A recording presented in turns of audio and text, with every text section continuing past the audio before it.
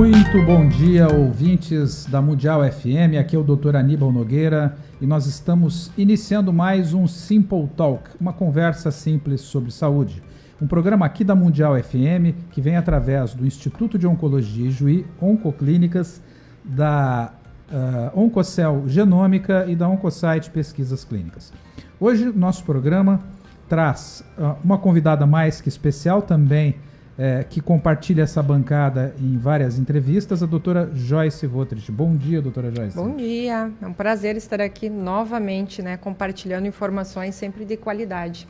Hoje uma conversa muito importante, interessante, significativa para todos nós, porque nós vamos falar sobre nutrologia. A doutora Joyce depois vai explicar um pouco o que é a nutrologia, mas nós vamos adentrar a alimentação saudável. Nós vamos falar um pouco hoje sobre dieta anti-câncer. E por que eu falo que é de extrema relevância? Porque todos nós comemos. Todos nós precisamos comer.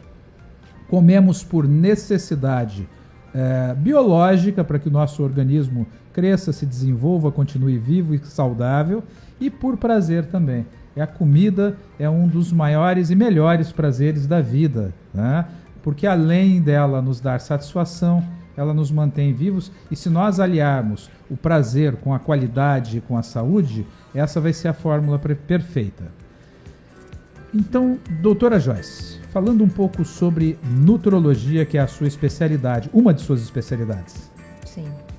Então, a nutrologia ela é uma especialidade médica, né? Ela é uma especialidade que ela vem no encontro dos alimentos, né, no que a saúde do organismo, como os alimentos podem interferir, ajudar ou atrapalhar nas doenças. Então, nós trabalhamos muito relacionado com obesidade, disbiose, que é aquela que está sendo falado agora da parte de desregulação das bactérias do intestino, gastrites, constipação, diarreia, diabetes, hipertensão. É aonde os alimentos, aonde a carência, o excesso, a gordura hepática, que também está sendo falada muito, que é a esteatose, aonde que a gente pode interferir como uma suplementação, uma orientação nutricional, o que comer, o que deixar de comer, relacionado com o estilo de vida. Então, como que esses cuidados podem prevenir esses tipos de doença que eu citei, e ao passo que tratar também, né? Ao passo que se a pessoa já tem essas patologias, como que a nutrologia vai tratar elas, associado ou não aos remédios que essa pessoa já usa. Então, eu gosto muito de citar exemplos de pacientes em consultório. Existe uma grande procura de pacientes que nas minhas consultas, que eles procuram primeiro tentar melhorar esses aspectos, principalmente essas doenças relacionadas à obesidade, diabetes, hipertensão, gordura hepática, e a gente pode entrar em outras doenças aí, né, como auxílio de doenças reumatológicas. Hoje o nosso foco aqui vai ser a conversa sobre a oncologia, né, que é um pilar importante da nutrologia. Nós sabemos que o paciente bem alimentado, com uma massa muscular preservada, ele passa muito melhor por um tratamento oncológico quando ele já tem esse diagnóstico, né? Uhum. Mas também, como nosso objetivo do programa aqui sempre é levar a informação de qualidade à comunidade, vamos falar um pouquinho também de prevenção, né? O quanto que os alimentos podem nos ajudar a prevenir, o que a gente está comendo de errado hoje na nossa cultura, né, atual, por que os índices de câncer de estômago e intestino estão sendo mais altos em pessoas jovens, né? O que está acontecendo com essa geração nova que nós estamos tendo mais casos? Uhum. Então, a nutrologia ela entra muito forte nessa área, tanto da prevenção, né, quanto que a gente quer. Então, eu tenho muitos pacientes que vêm uma menopausa, que querem melhorar a qualidade de vida, querem diminuir sintomas. Eu tenho pacientes que estão em tratamento oncológico, eu tenho pacientes que já terminaram o tratamento oncológico e querem ter um estilo de vida saudável para prevenir a recidiva do câncer. Então, é uma especialidade que ela é apaixonante, né? Então, porque, como tu disse, nós comemos todos os dias e acho que a nossa conversa aqui vai ser hoje sobre como fazer boas escolhas, né? Muito bem. Então, falando um pouco da doutora Joyce, a doutora Joyce, ela é médica nutróloga e intensivista do grupo Oncoclínicas, Instituto de Oncologia de Juí. Tem formação em medicina intensiva titulada pela Sociedade Brasileira de Medicina Intensiva e a sua formação em nutrologia é pela Universidade de São Paulo, a USP, titulada também em nutrição enteral e parenteral pela Sociedade Brasileira de Nutrição Enteral e Parenteral. E Nutrologia. E Nutrologia. Então são 3 especialidades aí entre a medicina intensiva, a nutrologia, a e a nutrição enteral e parenteral. E clínica médica. E a clínica médica. Também titulada pela Sociedade Brasileira de Clínica Médica. Clínica médica. De tamanha importância da nutrologia dentro da oncologia, tem destaque aqui o Instituto de Oncologia de Juí de ser das poucas unidades de oncologia que possuem nutrólogo dentro da sua equipe multi-especialidade médica. Das unidades do Brasil, né? Das unidades do Brasil, inclusive. As unidades lá, as unidades de São Paulo, lá da Faria Lima, no Rio, as unidades oncoclínicas possuem especialistas. Não existem tantos especialistas titulados no estado e aqui na região pouquíssimos, pouquíssimos, porque comparando com especialidades mais antigas, por exemplo, como cardiologia, né, ou até a própria oncologia mesmo, ela acaba sendo uma especialidade um pouco mais recente, mas também por menos oferta de vagas, assim, né, de formação. E o que eu vejo hoje talvez 5 anos atrás, é um movimento que ao longo desse período, talvez esse curto período, as pessoas, né, os pacientes em si, eles estão enxergando mais a necessidade desse acompanhamento, né, que está relacionado com alimentação, suplementação, vitamina, metaproteica, musculação, atividade. Então, assim, a nutrologia hoje a gente Ela entra em vários campos. Ela entra em vários campos, né? A gente tem o privilégio também de acompanhar muitos atletas, né? Então, eu tenho atletas da seleção brasileira, né? Então, a gente tem um foco que é completamente diferente, que a gente trabalha por desempenho, né? Por meta, né? Por categoria, por medalha, enfim. E, ao mesmo tempo, também eu tenho pacientes que são nonagenários, né? Que têm 90 anos de idade e querem ter qualidade de vida, ter melhor controle de todas as outras doenças que acabam ocorrendo nesse período, né, do envelhecimento.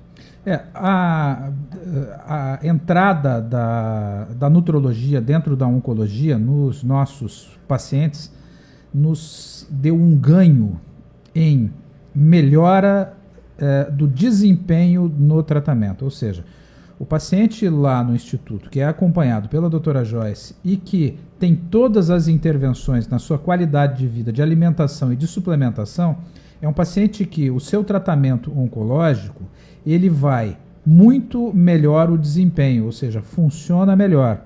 Esse paciente, ele também cai menos as defesas, não perde peso. O peso é muito importante no tratamento oncológico porque as doses são calculadas através do peso. Se o paciente ele perde muita massa muscular, ele vai perder dose e vai perder desempenho. O paciente que cai as defesas, ele faz mais infecções, perde ciclos, perde desempenho do tratamento, perde eficácia desse tratamento também e às vezes interna, complica, não é? E tudo isso é um fator que influencia muito o resultado final.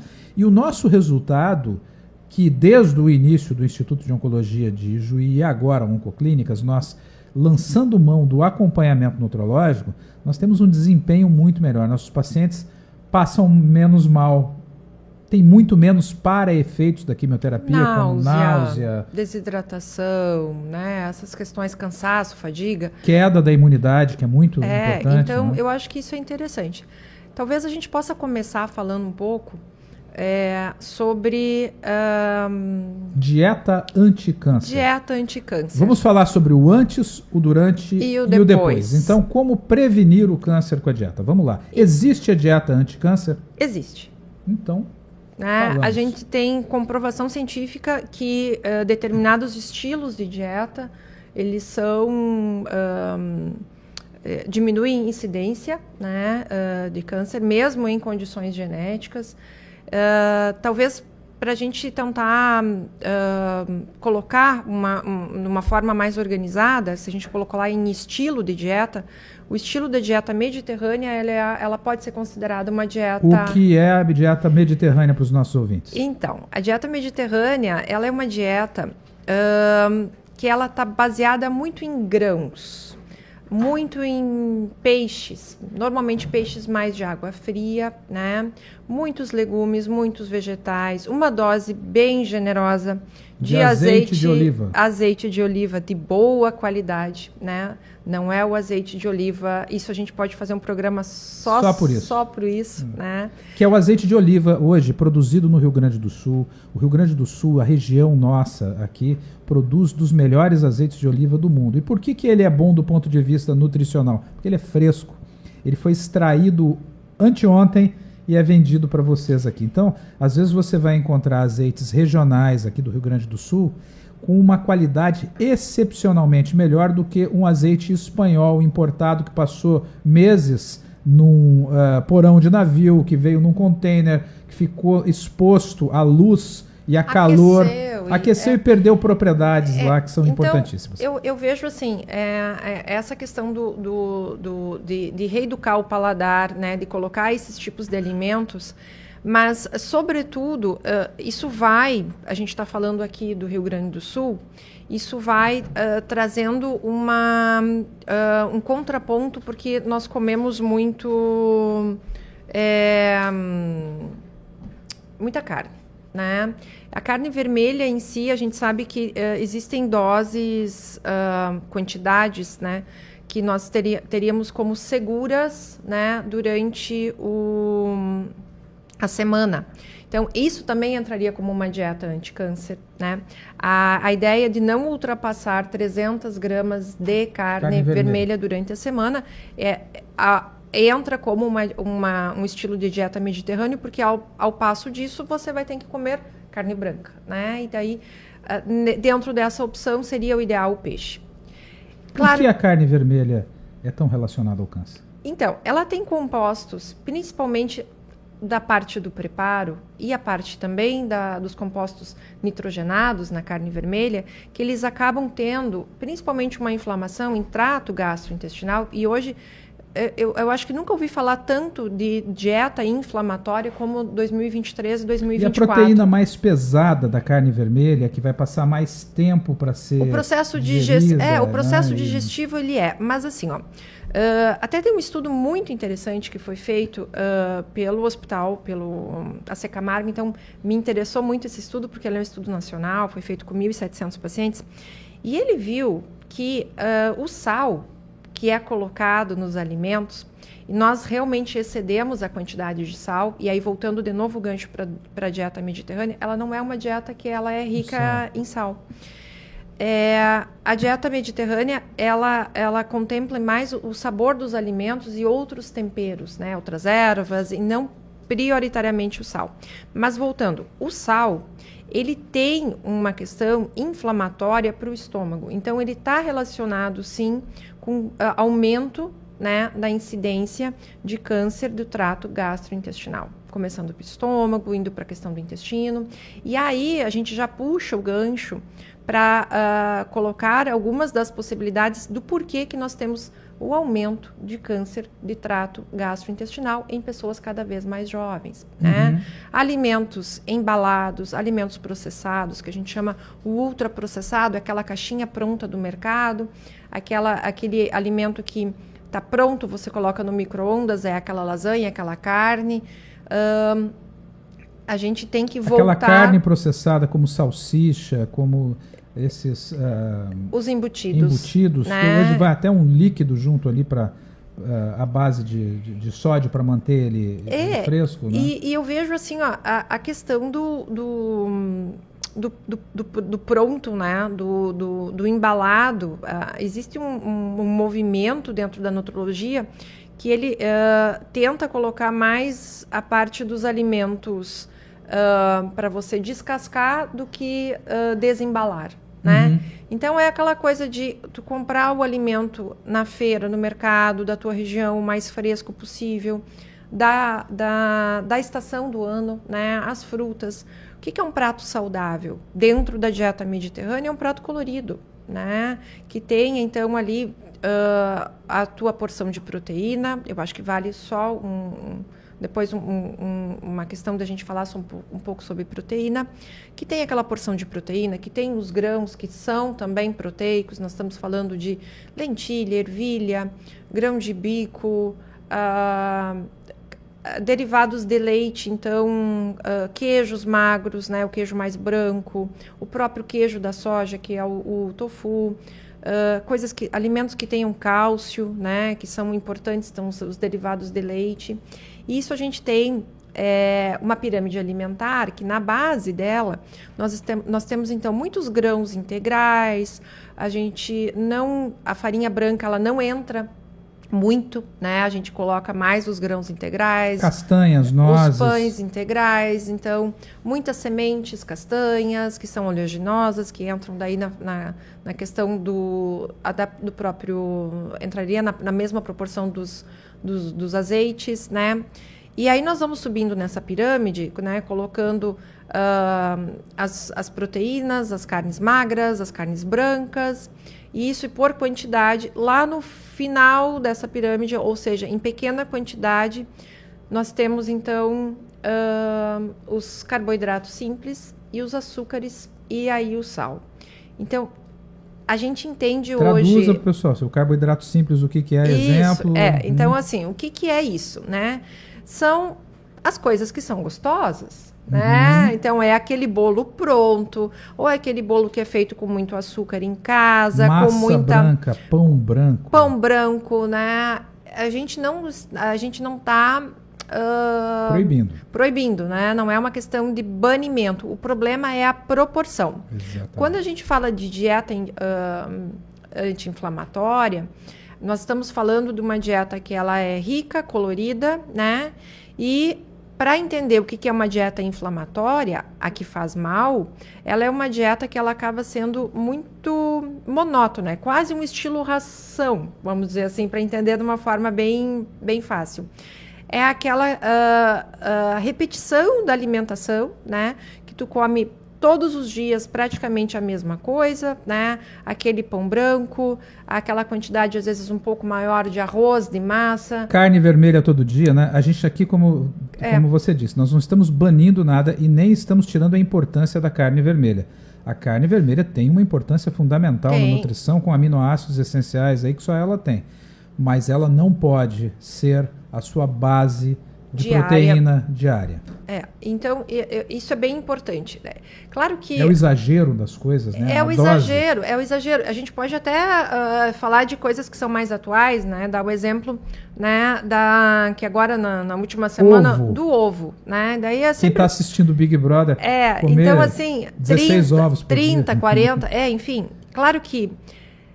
É válido, tá? Primeiro, aquilo funciona, aquilo é prejudicial ou aquilo está dentro do padrão? Então, como meta proteica, para atingir a quantidade de proteína que tu tem durante o dia, o ovo ele é uma das fontes, mas ele não pode ser a fonte. Então, assim, entrando nesse nível de quantidade, né, passando... a gente pode até falar a quantidade segura daqui a pouco da quantidade de ovos por dia, mas assim, 30, 40 ovos de forma alguma, né?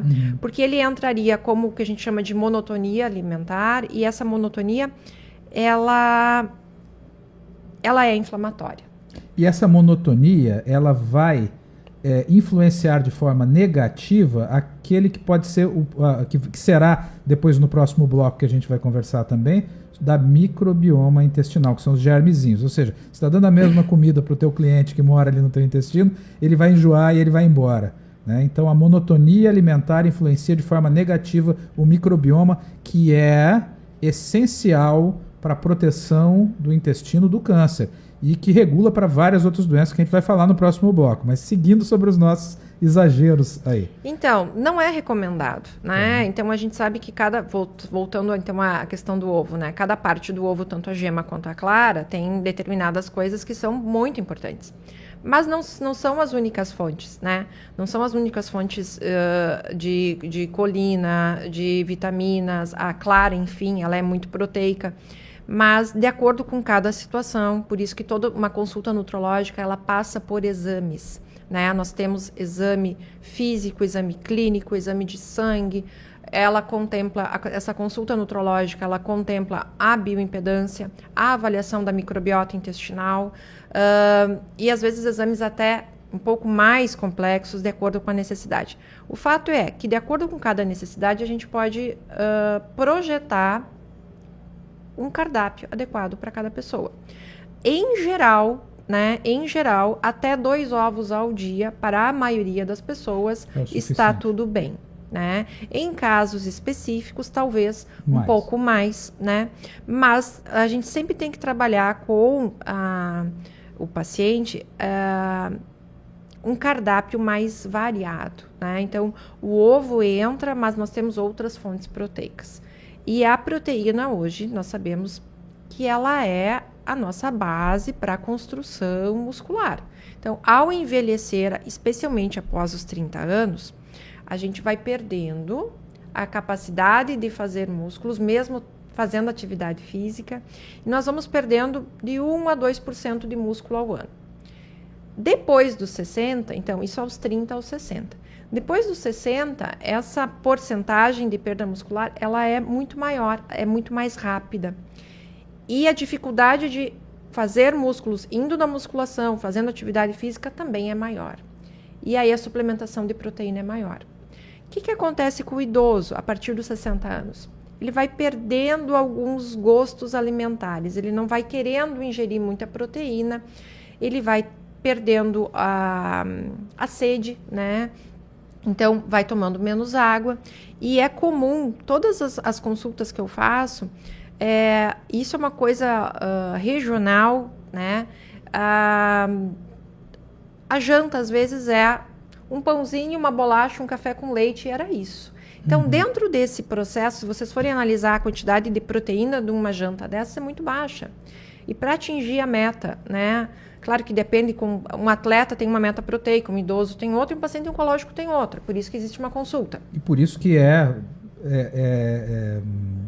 individualizado, né? Extremamente. Falando de uma maneira geral. Mas falando de uma maneira geral, de repente, uma pessoa com 60 quilos, ela tem que ingerir 90 gramas de proteína por dia. Isso equivale a? Isso equivale...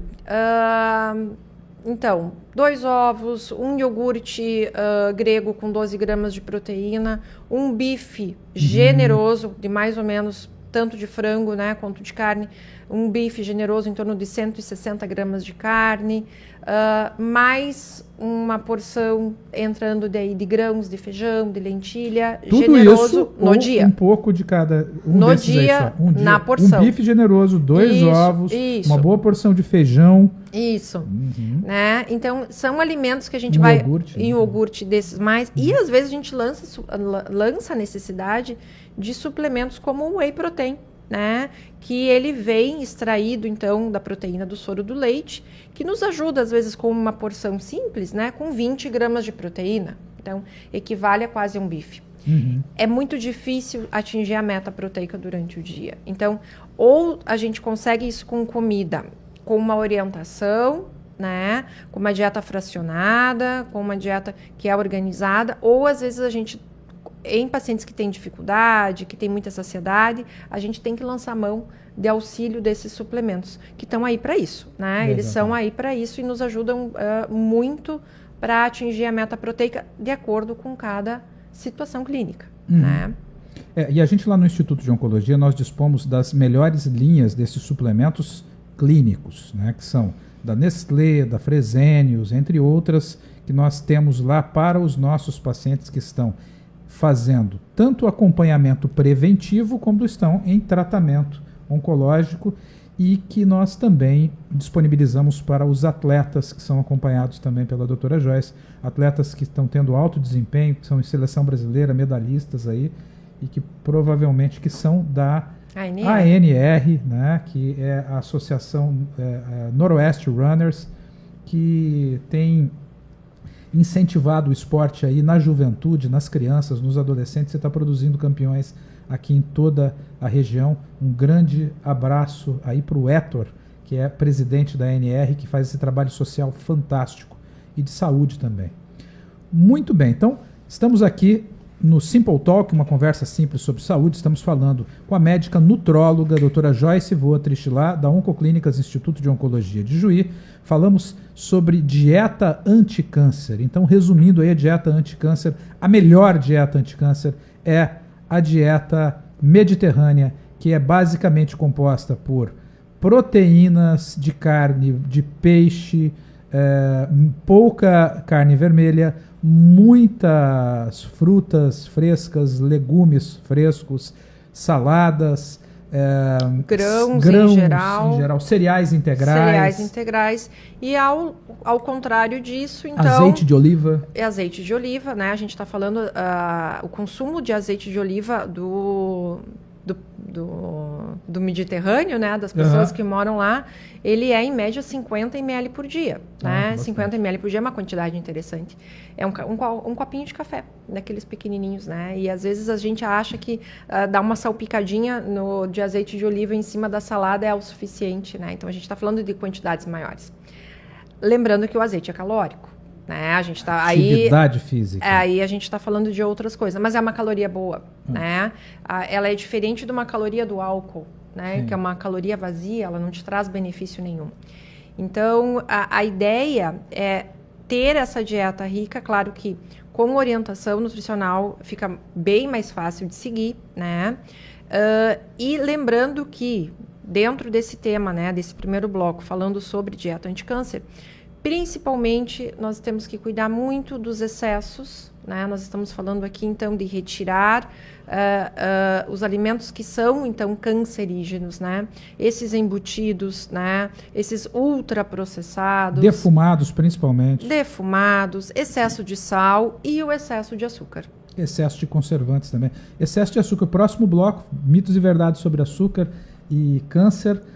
Já falamos sobre o ovo aí, sobre os excessos, que comer lá 40 ovos por dia não vai resolver, vai estressar determinados mecanismos aí, principalmente vai mexer na nossa flora intestinal. Vamos falar no próximo bloco sobre flora intestinal. Então esse é o Simple Talk, um programa com uma conversa simples sobre saúde do Instituto de Oncologia de Juí. Quero agradecer aqui nesse primeiro bloco aos nossos patrocinadores, a Rad Mais Radiologia, radiologia de qualidade, profissionais com excelência, informação, segurança, tecnologia e qualidade em exames radiológicos. Também o restaurante É Caseiro, comida de qualidade, comida anticâncer, porque é comida feita com comida de verdade e feita com carinho.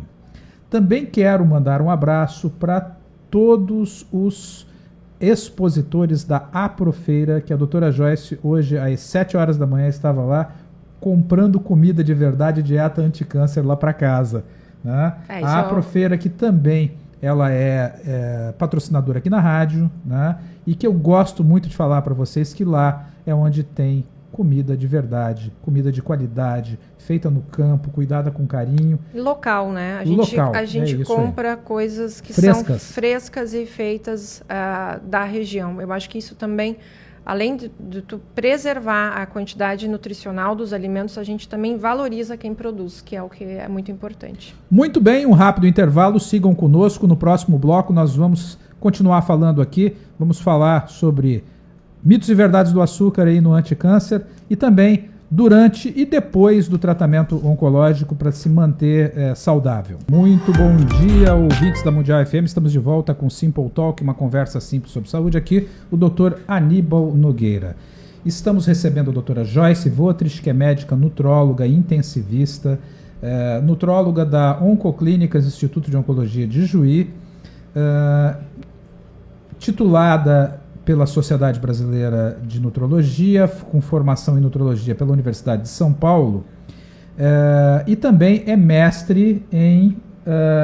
Atenção Integral à Saúde pela Unijuí. Pela Unijuí. A Unijuí que tem profissionais maravilhosos, cursos excelentes aqui. Eu gosto muito de Juí, porque Juí tem sempre tecnologia, bons profissionais e não deve nada em saúde e educação a nenhum grande centro do Brasil e do mundo. Tá?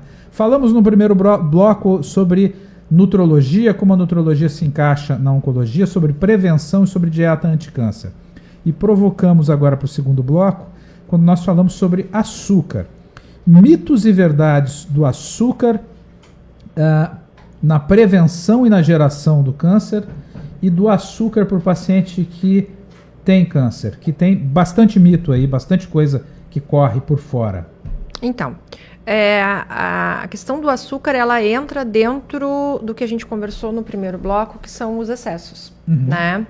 Então, toda essa questão que a gente fala sobre açúcar, que ele é inflamatório, que é cancerígeno, que é perigoso e tudo, a gente está falando sobre o excesso, o que a gente está comendo além do que o nosso organismo necessita. Então, ele acaba sendo sim necessário, a gente precisa de energia, o açúcar, o carboidrato, né? Mas a gente está falando aqui do açúcar carboidrato, não estou falando do açúcar refinado, pronto, industrializado. Isso, até porque ali a gente tem uma questão que às vezes as pessoas falam assim, eu não como açúcar. Né? Ele tem a imagem do açúcar que a gente compra o açúcar no mercado. Nós estamos falando dos açúcares. E a gente está falando do açúcar químico. que está embutido num alimento. Né? Vou te dar um exemplo. Tá? Uma lata de refrigerante, uma latinha de refrigerante, 350 ml tá? de refrigerante. Ela tem 38 gramas de açúcar dentro. Tá? 38 gramas. A gente sabe que o ideal numa dieta de até 2.000 calorias, que seria um básico para adultos, né? 2.000 calorias, a gente deveria consumir no máximo 50 gramas de açúcares dentro dessa dieta. Então, se tu tomar uma lata de refrigerante, estourou a meta. Tu já, com o resto que tu comeu, né, tu já passou. E aí a gente está falando dos excessos, né? E o excesso do açúcar, o excesso do carboidrato, né, que vai virar açúcar na corrente sanguínea, o excesso da gordura, o excesso do álcool, ele acaba se tornando, ele sinaliza para o nosso organismo que você está sendo agredido. E aí isso a gente traduz por inflamação. E aí o organismo ele vai dizer assim, opa, tem alguma coisa aqui que eu preciso me defender, eu vou começar a ativar as minhas células de defesa, e isso daqui a pouco não é tão harmônico, não é tão sincronizado, e aí a gente pode ter uma falha nessa multiplicação, e aí começar a desenvolver uma célula do câncer. Altamente inflamatório, né? E deixando uma coisa clara aqui, nós estamos falando do açúcar, lá, o componente o químico açúcar, mas o açúcar ali, o branquinho que você vai comprar, esse é uma unanimidade.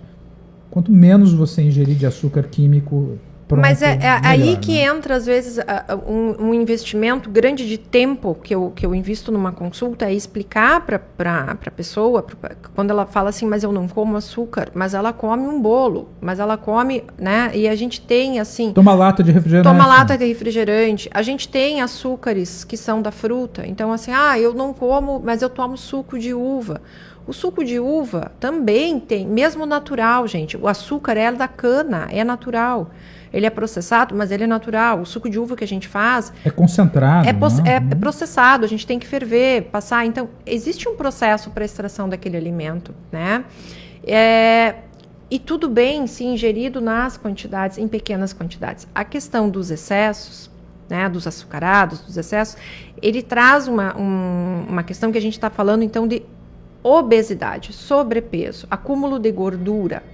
E aí, esse acúmulo de gordura, né, nós sabemos hoje que a obesidade, né, ela está diretamente relacionada com 17 tipos de cânceres. Então, nós estamos falando de todos, praticamente, do trato gastrointestinal, né, nós estamos falando de câncer de mama. A importância, a obesidade é um fator de risco para câncer de mama até mais importante que cigarro. Exatamente. Então, assim, nós estamos falando de outras situações, né?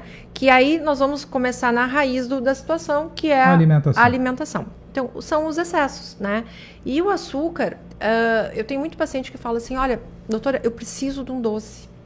Eu preciso comer, terminar minha refeição, eu preciso de um doce. Então, aí é interessante entender o hábito alimentar dessa pessoa, às vezes um gatilho de ansiedade, às vezes uma situação que ela está passando de estresse.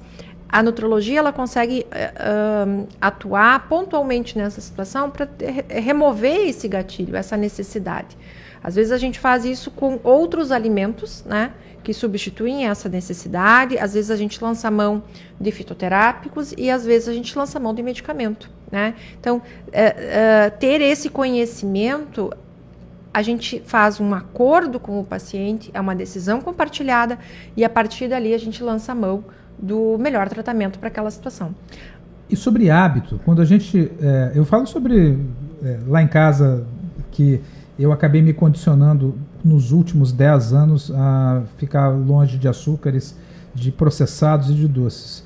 E há mais de 10 anos atrás, há 10, 15 anos atrás, eu era um chocólatra. Eu sentia assim, pegava uma caixa de bis e comia a caixa de bis inteirinha. E hoje raramente eu sinto vontade de comer doces. E a gente, conversando esses dias sobre o cafezinho em casa, né, que eu não consigo mais tomar café adoçado. Já há mais de 10 anos, comecei a tomar o café in natura, sem açúcar, e hoje acho estranho o gosto. E sobremesa também, comer uma coisa extremamente doce após a refeição, não me cai bem. Nós acostumamos o nosso paladar, e como isso é rápido no treino, né? A gente acostuma o nosso paladar a ficar sem isso. Então não se preocupe, você que é chocólatra, que é Coca-Colatra, né? que toma Coca-Cola todos os dias, aí, que prefere a que não é zero. Se for tomar refrigerante, tome o refrigerante zero. Ele vai ser menos prejudicial. Não é que ele seja mais saudável, é menos prejudicial. Mas tem cura, tá? Tem cura para o viciado em açúcar. Você consegue rapidamente se acostumar e se acomodar com uma dieta sem esses condimentos. Eu gosto muito treinar o cérebro. Treinar, né? O cérebro. E a gente, para implementar um hábito novo, né? O nosso cérebro, ele é muito esperto, né? E ele vai querer coisas mais fáceis. E nosso consumo, o nosso cérebro, ele funciona diretamente com glicose. Então, ele vai querer fontes mais fáceis, né? Uma proteína, quando você come, uma gordura, enfim, ela precisa ter o processo de digestão para efetivamente ter uma caloria disponível. Quando a gente come um açucarado, um doce, um suco, né? Essa disponibilidade de energia, ela é muito mais rápida, né? E o cérebro condiciona isso como um fator de bem-estar e saciedade e até de disposição.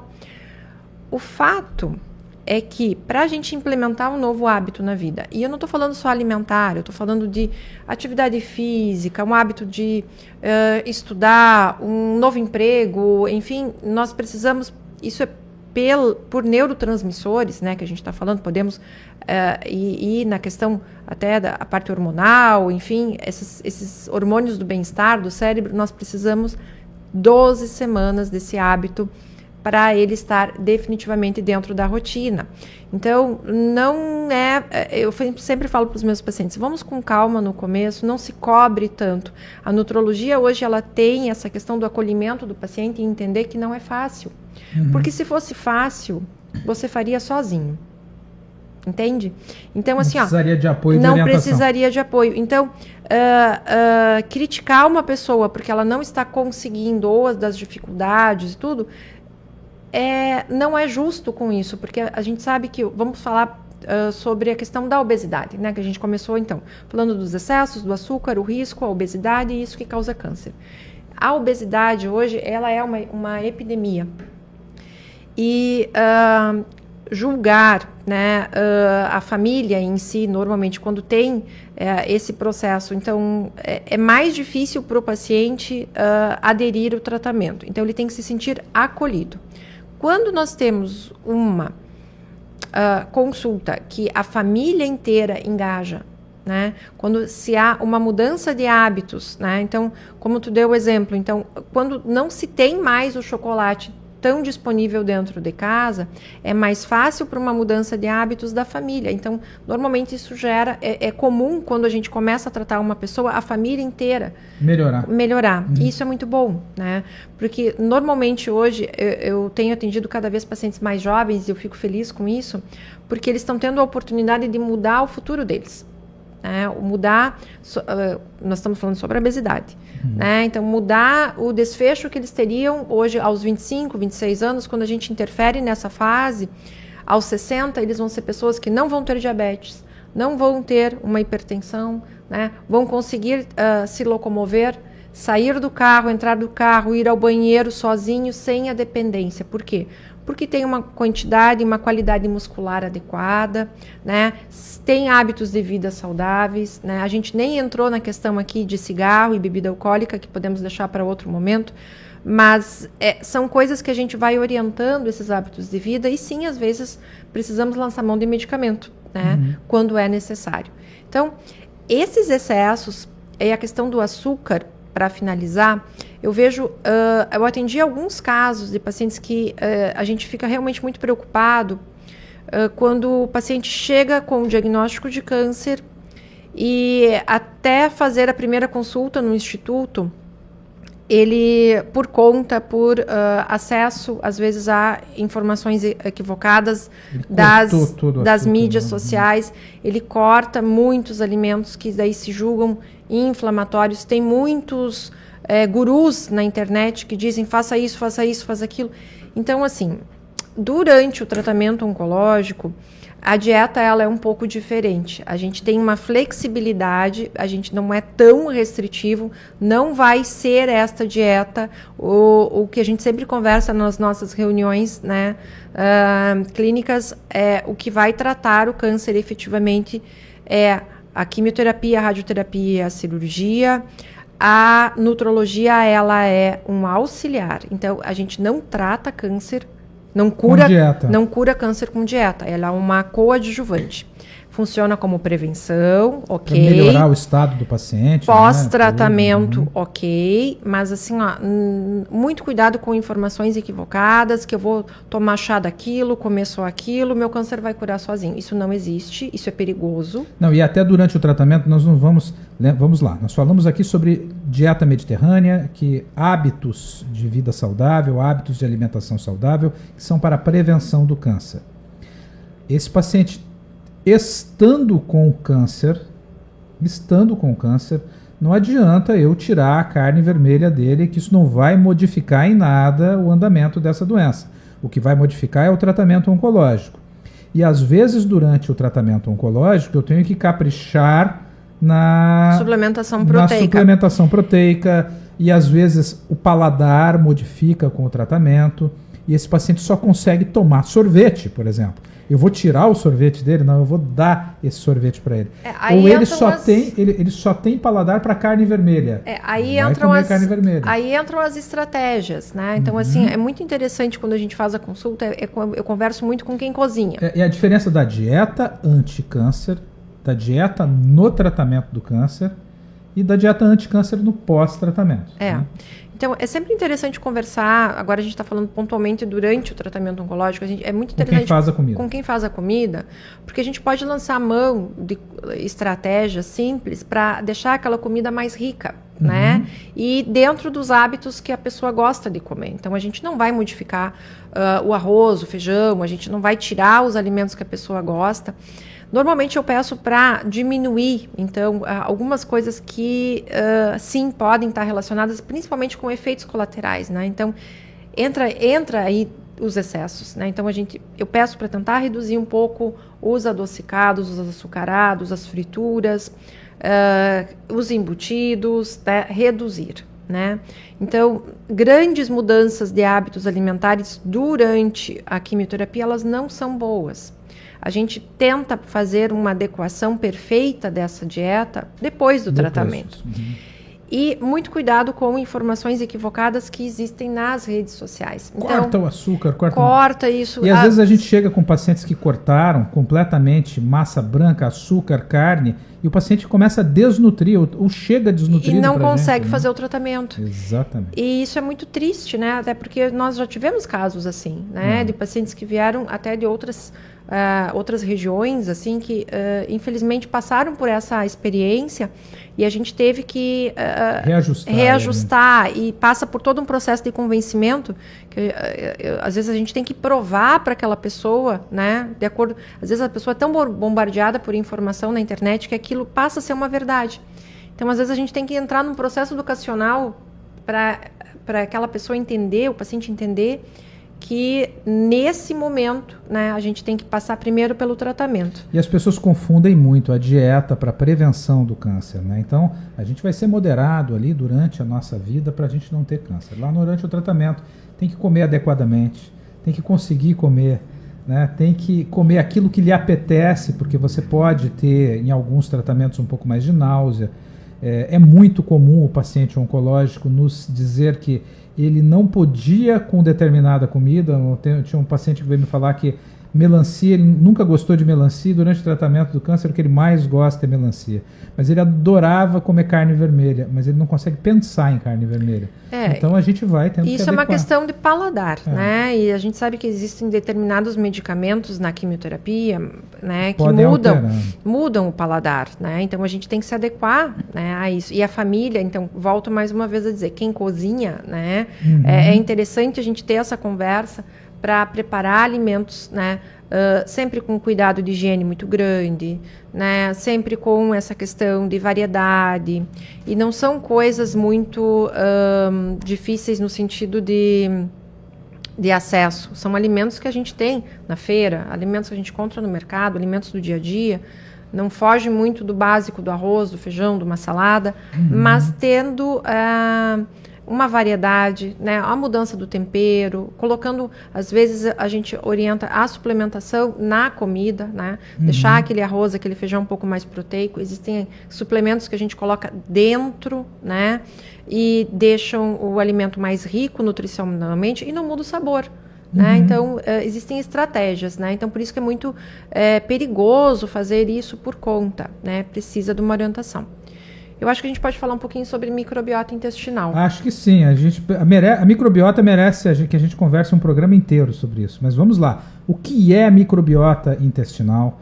O que é o microbioma? E o que isso influencia na prevenção do câncer, no tratamento do câncer, principalmente, e no pós-tratamento do câncer? Então, hoje, a microbiota intestinal talvez seja uma das áreas atuais de pesquisa, né, que estejam, assim, no topo, né, da medicina atualmente. Então, a gente sabe que a composição das bactérias do nosso intestino é efetivamente o que acontece com o que a gente come. Então, todo mundo come, né? Às vezes até numa mesma família, todo mundo tem aquela mesma dieta. Por que um é obeso? Por que um é magrinho? Por que um consegue fazer uma quantidade muscular maior? Porque o outro é mais cansado, né? Então, nós temos todas essas questões. O fato é que cada composição, né, de microbiota ela é única, né? E para isso a gente tem disponível um exame que é sensacional para avaliação da microbiota. Ele nos dá um relatório das famílias dessas bactérias e a partir dali... Este exame nós fazemos lá na Oncocell Genômica, no Instituto de Oncologia. Ele é um exame simples, né, uma coleta simples, né, da amostra das fezes, e ele nos dá um relatório completo de todas as bactérias. E a partir dali, a gente sabe que cada família daqueles bichinhos que a gente tem dentro do intestino, ele é determinado para cada um tem a sua função. E então, por isso que tomar lactobacilos, tomar probiótico, tomar kombucha, tomar bífido, tomar essas questões, às vezes por conta, também não é interessante. Você vai acabar, às vezes, proliferando uma que pode ser negativa naquele momento. Ou até que você já tem ela em equilíbrio, né? Uma bactéria boa, um bichinho bom que você tem dentro do intestino, você está tomando, né, todo dia aquele suplemento, aquele probiótico, que você vai fazer um excesso, e daí você também dá uma disbiose. Não é só de bactérias ruins que a gente tem problema. Excesso de bactérias boas também não é interessante. E aí está relacionado com o resultado de tratamento, tanto de obesidade. A gente sabe que microbiota hoje está relacionado com menopausa, né? Quando a gente tem uma menopausa que está muito turbulenta, muitos sintomas, a microbiota ela ajuda muito. Resultado para ação da quimioterapia, imunoterapia, isso são estudos comprovados. Então, os pacientes que são submetidos à imunoterapia, nós temos por regra fazer a microbiota para modular e sim aquele imunoterápico, aquela medicação que vai funcionar melhor vai ou pior. funcionar melhor para ter um resultado maior. Então, são exames novos, a maioria dos pacientes que faz fica muito impressionado, né? Que não são exames de rotina, né? Mas eles são exames pontuais para cada situação. Gosto muito de fazer nessas situações. E fazendo um parêntese, nós lançando mão do exame de microbioma e ajustando essa microbiota intestinal, nós estamos tendo resultados, inclusive estamos levantando em estudo isso, resultados melhores com tratamentos oncológicos. É muito bem hoje sedimentado na literatura que existem alguns tipos de quimioterapia, os anticorpos droga conjugada que estão sendo usados hoje para tratamentos de câncer de estômago, de mama, de pulmão, que tem mudado o tratamento, eles funcionam melhor num tipo de microbioma. Então nós ajustamos esse microbioma. A imunoterapia, ela é determinante na imunoterapia para ela funcionar ou para ela não funcionar, dependendo do microbioma. Determinante, gente. Olha, por exemplo, uma determinada flora intestinal, ela faz com que o paciente seja resistente ao tratamento e o câncer prevaleça. E se nós trocarmos essa flora, o tratamento passa a surtir efeito. Então é fundamental. Hoje, quem não lança a mão de tecnologia de ponta na oncologia não vai colher frutos tão significativos. E nos congressos a gente tem sido muito elogiado por estar usando essa tecnologia para os nossos pacientes, tendo ela disponível. Então, eu acho que para concluir, né, essa questão da microbiota, ela é útil em diversas situações, né? Ela é uma base dentro dos exames de uma consulta nutrológica, auxilia para diversas situações, para disfunções de tireoide, de doenças reumatológicas. Obesidade, muito, né? A gente tem, porque uma microbiota intestinal que está em desbiose, né? Esse desequilíbrio, você não vai metabolizar determinados alimentos. Então, para pessoas que têm estufamento, né? Que comem determinados alimentos, como feijão, cebola, essas coisas, que tem, né? Aquele mal-estar, uma constipação, né? A constipação funcional, ela é hoje uma das queixas mais comuns, né, que são facilmente resolvidas com esse exame da microbiota. Então, analisar o que está de errado, né, e não fazer tratamentos por conta, né. Eu acho que isso hoje, tendo a opção desse tratamento, acaba sendo uma perda de tempo, né, você tentar lançar mão de fazer tentativas ao acaso. Tá? Muito bem, passou rápido, né? Estamos terminando aqui o programa. O assunto é tão interessante que até estou recebendo aqui mensagem dos nossos ouvintes, né, querendo sanar mais dúvidas. A gente falar de alimentação saudável e da alimentação como prevenção é muito rico, gente. É um assunto muito bom. Acho que nós vamos ter que voltar. Voltaremos aqui mais vezes. A doutora Joyce vai vir mais vezes para falar mais sobre nutrologia, sobre como a gente cura as doenças ou não tem as doenças através de uma alimentação saudável e valendo cada vez mais a máxima de que nós somos o que comemos, né? Exatamente. Isso é tão antigo que agora houve uma pequena atualização nessa frase com a questão da microbiota, né? Que nós somos o que nós fazemos com o que comemos. Então, quem faz, na verdade, é a microbiota. Então, nós comemos, a microbiota adequada, equilibrada, faz, então, o que nós somos. Quando nós não estamos bem, né, provavelmente nós temos uma relação ali de intestino que também não está legal. Então, essa eu acho que é a mensagem final que eu queria deixar. Muito bem, esse foi mais um Simple Talk, uma conversa simples sobre saúde. Aqui é o Dr. Aníbal Nogueira. Recebemos hoje a doutora Joyce Votrich, médica nutróloga lá da Oncoclínicas, do Grupo Oncoclínicas Instituto de Oncologia de Juí. com formação em nutrologia pela Universidade de São Paulo, titulada pela Sociedade Brasileira de Nutrologia e Nutrição Enteral e Parenteral. Uma conversa muito boa. Para quem não acompanhou o programa inteiro e queira ouvir, esse programa está disponível aqui no YouTube da Mundial FM integralmente. E a partir de segunda-feira, editado, né, com os cortes devidamente editado, no canal do YouTube do Instituto de Oncologia de Juí, também no nosso canal no Spotify. Lá também no canal estão disponíveis todos os programas com temas relevantes em saúde, como esse, né, que você pode sanar dúvidas, também encaminhar para os seus familiares, para as pessoas que você ama, para que tenham informação de qualidade em saúde. Este é um programa do Instituto de Oncologia de Juí, da Oncosite, Pesquisas Clínicas, da Oncocell Genômica. Eu gostaria de agradecer também o apoio científico da Johnson & Johnson do Brasil. É um programa aqui da Mundial FM, e aqui na Mundial FM é a única rádio que tem cultura, entretenimento, jornalismo, música boa e fala sobre saúde todos os sábados. Um bom sábado a vocês, um excelente final de semana. Continuem na Mundial FM, que vem muita coisa boa por aí. Tchau, tchau.